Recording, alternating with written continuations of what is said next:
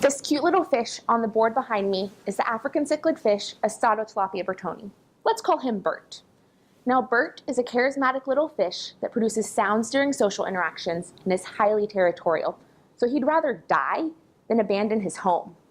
Unfortunately for Bert and many other fish, increases in human activities like shipping and oil exploration have caused underwater noise levels to be over 30 times louder than they were just a few decades ago.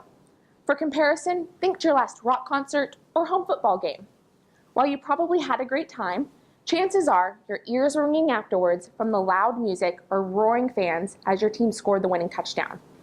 Now imagine you live in that environment. No matter where you go, you can't escape the noise.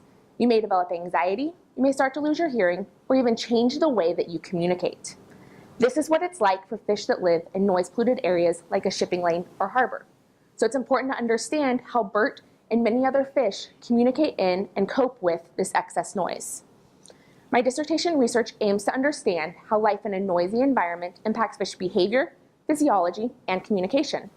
I take Bert and his comrades and force them into either aggressive or reproductive interactions that occur in noisy and silent conditions. By doing this, my research shows that anthropogenic noise has profound impacts on fish social interactions. For example, two males take longer to resolve a territorial fight that occurs in noisy rather than silent conditions, suggesting that this noise may be a stressor or even a distraction, just as you all would be stressed and distracted if there was a football game going on around me.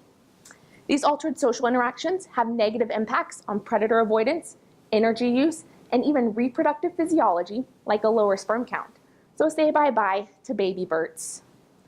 When exposed to noise, these fish also increase their use of visual communication, suggesting an attempt to overcome this noise by communicating in undisturbed sensory channels like vision, touch, and even smell. But why should you care?